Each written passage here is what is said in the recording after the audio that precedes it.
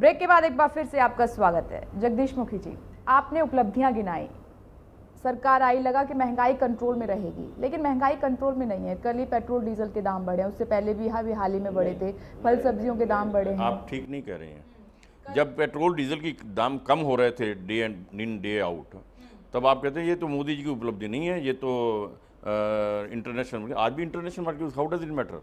ये किया कम, बढ़ाया ज्यादा। आज भी जिस समय उन्होंने टेकअप किया उससे बहुत कम है कीमतें, फॉर योर काइंड इन्फॉर्मेशन। ठीक है, ये कोई सवाल नहीं है, ये तो मैं कहता हूँ इंटरनेशनल प्राइसेस का है। किंतु आप महंगाई का जो रेट है, जो इन्फ्लेशन रेट है, पिछले 15 साल में लोवेस्ट है। महंगाई की दर या इन्फ्लेशन रेट 9% चल रही थी, उसे हम लेके आए 4.5-5% पर। यानी महंगाई की रेट कम हुई है, ये तो it's a matter of record only.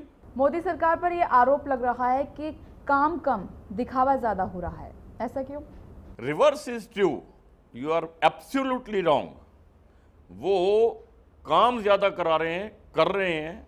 मैंने केवल काम कर नहीं रहे, अपने सारे मिनिस्टरों से काम ज्यादा ले भी रहे हैं, और सारे मिनिस्टर अपने ब्यूरोक्रेट से काम ले रहे हैं।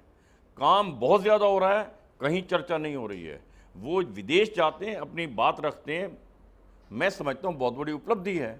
आज जिस प्रकार से हमारे देश की क्रेडिबिलिटी टॉप पर गई है पूरे विश्व के अंदर, उसका सीधा सीधा लाभ इकोनॉमिक रूप से ये हुआ है, यहाँ का टूरिज्म जो है 14% बढ़ गया इस एक साल के अंदर। 14%, जो पिछले वर्षों से कोई 5% बढ़ा नहीं पाए रहे थे कभी भी। उपलब्धि भी तो यही विपक्ष गिना रहा है कि विदेश जाने की उपलब्धि हासिल की है सरकार बनने के बाद प्रधानमंत्री नरेंद्र मोदी ने। विदेश जाने से उनको कहा जाता हो तो ब्रांड एम्बेसडर बन गए, ब्रांड एम्बेसडर कहिए, कुछ भी कहिए, प्रचार, किंतु वो जाते हैं अपने देश के बारे में। इसका मतलब ये है कि उनके काम करने के तरीके और जो उनके कमिटमेंट्स है वो देखते हुए उन्होंने पूरे के पूरे देशों के अंदर अपनी एक छाप छोड़ी है। आज भारत के बाहर रहने वाले लोगों की एक आस्था देश के विकास के प्रति बनी है। और जैसे उन्होंने स्वच्छता का एक उदाहरण दिया, आज देश के अंदर सफाई का अभियान जो चला जिस ढंग से, इसके कारण भी टूरिस्ट बढ़ा है जी। गरीब इंसान को सबसे पहले क्या चाहिए? रोड। गरीब इंसान को चाहिए सबसे पहले चाहिए पानी और खाने के लिए अन्न, और साथ में रहने के लिए, सिर छुपाने के लिए जगह। तो ये स्वच्छ अभियान ये कहाँ से देगा ये सब चीजें? पहले स्वच्छ अभियान आपको एम्प्लॉयमेंट देगा। जब स्वच्छता होगी, टूरिस्ट आएगा, टूरिस्ट बढ़ता है तो इनकम बढ़ेगी, इनकम बढ़ी तो खाने के लिए मिलेगा। मेरी इनकम बढ़ती है तो मैं खर्च करूंगा तो गरीब आदमी को फायदा होगा उसमें। इस इकोनॉमिक ग्रोथ रेट उसी से आती है। यानी इसको तो कोई चैलेंज नहीं कर सकता ना कि हमारा ग्रोथ रेट जो है या जीडीपी जो है वो 4.5 से बढ़ा करके 4.25 से बढ़ के 5.8 एक साल के अंदर कर दिया ना, जो नहीं कर पा रहे थे। 9 से वो 4.5 तक ले आए थे। ये इसी का परिणाम है, जिसे आप समझ लीजिएगा कि जो विकास होगा, परचेजिंग पावर हमारी बढ़ेगी, हम खर्च करेंगे तो गरीब तक उसका फ़ायदा मिलता है। हर एक को एम्प्लॉयमेंट मिलता है, वो अपना रोज़गार उनको मिलता है, उससे खाते पीते हैं। आप बीजेपी के सीनियर लीडर हैं, जो काम मोदी सरकार कर रही है, क्या लग रहा है कि कहीं सुधार की ज़रूरत है? कोई कमी नज़र आ रही है? कोई एडवाइस देना चाहेंगे आप?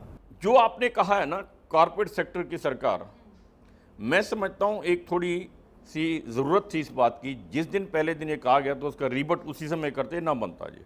हमें कुछ रीबट करने के अंदर, आज का मीडिया बहुत फास्ट है, तुरंत करने की ज़रूरत है। मीडिया को अपडेट रखने की ज़रूरत है, मैं समझता हूँ।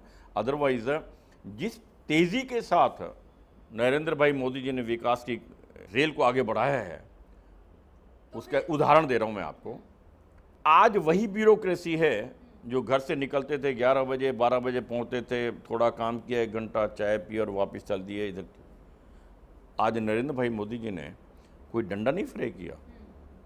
मिसिज इंदिरा गांधी ने भी महसूस किया था कि ब्यूरोक्रेसी को डिसिप्लिन लाने की ज़रूरत है, उन्होंने डंडा फ्राई किया था इमरजेंसी के माध्यम से। किंतु नरेंद्र भाई जी ने डंडा नहीं चलाया, उन्होंने अपने व्यवहार से हैंडल किया। यानी स्वयं 9 बजे जाके अपनी कुर्सी पर बैठ गए तो कौन सा मंत्री होगा मेरे शरीर का जो उनसे 15 मिनट पहले जाके नहीं बैठेगा? और मंत्री जब 8:45-9 बजे पहुंच जाएंगे तो आईएएस ऑफिसर जो है सेक्रेटरीज वो उनसे 5 मिनट पहले ही पहुंचेंगे। ठीक है, आप कह रहे हैं कि मोदी सरकार अच्छा काम कर आज उस तरह से पूरी ब्यूरोक्रेसी काम में है। मैं आपको बतलाता हूँ, मुझे फ़ोन करके जो आए हैं मैं उसकी बात कर रहा हूँ। टिंज में जो मुझे फ़ोन आया मैं बता रहा हूँ आपको, मुखी जी बधाइयाँ। मैं किस कादियाँ जी? कह दी जी चंगे दिन आ गए, साढ़े अच्छे दिन आ गए जी। मैं कैसे आ गए बताइए ना। कहते जी हमारे 2-2 जोड़ी जूते घिस गए, 2-2 साल पीछे पड़े होते अपनी फाइल निकलवाने के अंदर, काम नहीं होता था। हमारी एंट्री बैन कर दी है ऑफिस के अंदर, किंतु घर बैठे हमारा बाई पोस्ट काम होकर के आए हैं। इससे अच्छे दिन और क्या हो सकते हैं? ये अच्छे काम हुए, फिर भी दिल्ली में आके धराशायी बीजेपी कैसे हो गई? देखिए, दिल्ली की परिस्थितियां कुछ अलग हैं, उसको मोदी सरकार के साथ जोड़ के आप मत देखिएगा। और यदि आप देखना है तो यदि दिल्ली की हार कह रहे हैं तो दिल्ली के साथ 1 महीना पहले बाकी सब जगह जीते भी तो हैं। आपके झारखंड में सरकार बनाई है ना, महाराष्ट्र में सरकार बनाई है ना। वहाँ आप अच्छे चल रहे थे, राजधानी में आकर क्या हो गया ऐसा? राजधानी में कुछ कमियां हमारी रही हैं, उसमें मोदी जी का कसूर नहीं है, उसमें हमारी लोकल बीजेपी के अपनी कमियां रही हैं। जहां जहां कमी रहे उसको हम दूर करके आगे वापस आ रहे हैं। जगदीश मुखी जी के साथ बातचीत और भी हम करेंगे, सवाल और भी बरकरार हैं। या रुक रहे हैं एक छोटे से ब्रेक के लिए, फौरन लौटते हैं। आप देखते रहिए देश की बात।